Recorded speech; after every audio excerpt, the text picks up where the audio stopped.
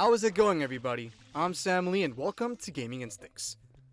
Nintendo has spent years cultivating a reputation for making innovative and impactful games that shape the market. From platform fighters to turn-based strategy titles, Nintendo has dabbled in nearly every style and genre of video games since they first entered the industry. With such a variety of games under Nintendo's belt, however, it's inevitable that some would end up underrepresented in the company's modern lineup. Given that Nintendo has left certain properties to gather dust on the proverbial shelf, we feel it's past time to revisit and revitalize said abandoned series. Here are some of the most prominent Nintendo properties that deserve a second chance at finding success. Number 3. FZero. As long as some sort of vehicle exists in any capacity, racing games will never go out of style. Since the inception of competitive arcade games, the racing genre has maintained a reliable spot in the market, managing to endure even as arcades themselves fell out of favor. This consistent desire for racing games across decades of market changes has not been lost on Nintendo. That said, Nintendo's approach to creating and selling racing titles differs significantly from its competition. While other companies prefer to focus on realistic driving experiences in the vein of Forza or Dirt, Nintendo has remained rooted to the more fantastical side of racing games. In particular, their Mario Kart games have dominated the sales charts across consoles and generations. Naturally, Nintendo being so devoted to this style of racing game has the downside of shutting out other avenues of development. This includes the likes of FZero, a series whose impact has been overshadowed by other works and whose future remains uncertain. In Nintendo's continued effort to push all things Mario, the FZero franchise has been left in stasis since 2004. At this point, series mascot Captain Falcon is better known for his fiery fighting style in Super Smash Bros. Than his main occupation as a professional FZero racer. What makes the sidelining of FZero more distressing is that, before they ceased to be relevant, the games did manage to carve out a unique place among Nintendo's catalog. FZero differed from Mario Kart's casual party play, with its fast-paced and intense racing experience. Whereas players in a Mario Kart game would have had to rely on luck and items to best their foes, FZero instead demanded precision, fast inputs, and machine health and boost management in order to eke out wins. It was Nintendo's central hardcore racing series at a time when much of the development focus was placed elsewhere. Though, it could live again thanks to the rise of Battle Royales. Such a pivot in design isn't out of line for FZero, as the series has toyed with the fundamentals of the Battle Royale genre in the past. FZero X featured death races, a prominent mode in which the player was tasked with eliminating other racers so as to come out on top. Thus, revisiting this concept could ensure that FZero gets another chance on the racetrack. Number 2. Advance Wars. Those who mention the developer intelligence systems to various Nintendo fans have a solid chance of eliciting a reaction to the similar effect of, "Oh, the guys that make Fire Emblem and fumble constantly with Paper Mario? Yeah, I know them."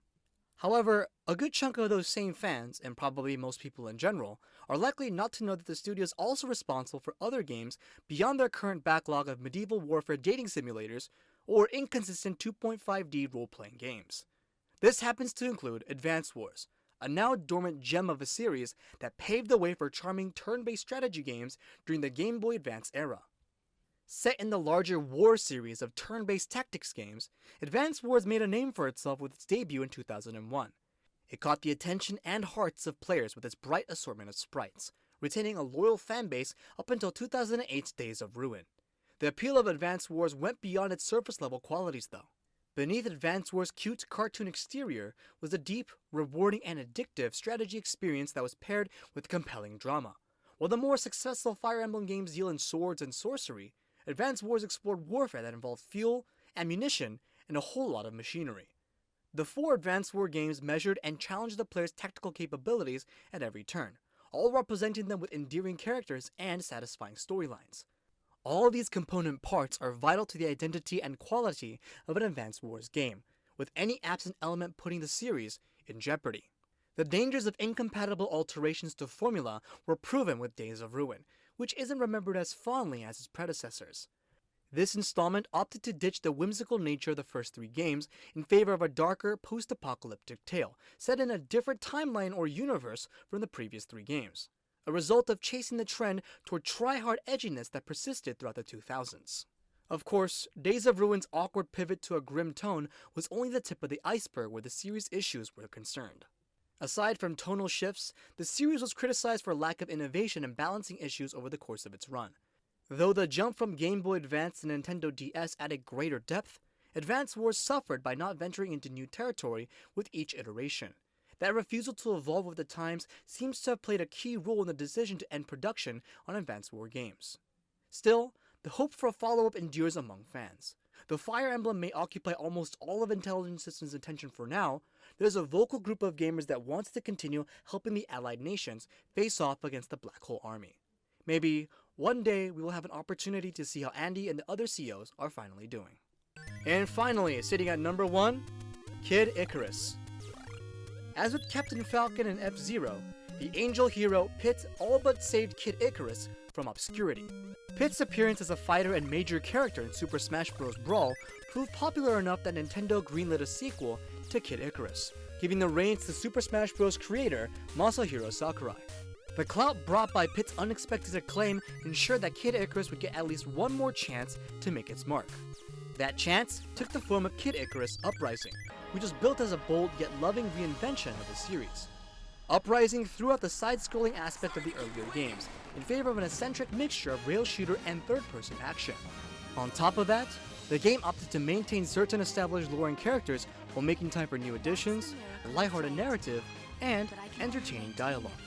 Between the game's interesting gameplay changes and energetic world building, Kid Icarus Uprising had all the right ingredients to ensure that its series became another of Nintendo's heavy hitters. Alas, the series remains dormant, on account of lacking the continuing direction and oversight to do anything with those compelling elements. Sakurai has confirmed that there are no plans for a sequel to Uprising. Furthermore, Sakurai and his team at Sora Limited are busy working to support Super Smash Bros. Ultimate, not having the time to handle a sequel to Uprising. Despite this absence of available leadership to carry Kid Icarus forward, we still feel it will be worthwhile to keep the series going. A new sequel on the Switch or the potential Switch Pro could take the game beyond what was achieved with Uprising. This hypothetical Kid Icarus game could take advantage of the updated visuals and reworked controls, addressing critics' issues with Uprising while delivering a slick new experience. There is a real possibility that, with great care, the next installment in the Kid Icarus series can give this property the renaissance it deserves. This has been Gaming Instincts. The full article is linked in the description below, and if you want to check out other awesome articles, head on over to our website at gaminginstincts.com. Make sure to subscribe to our newsletter and YouTube channel to not miss out on news on all things gaming. So tell us guys, what Nintendo franchises are you guys missing the most and want to come back for? Let us know your thoughts in the comments below. Thanks for watching. This has been Sam Lee, and until next time.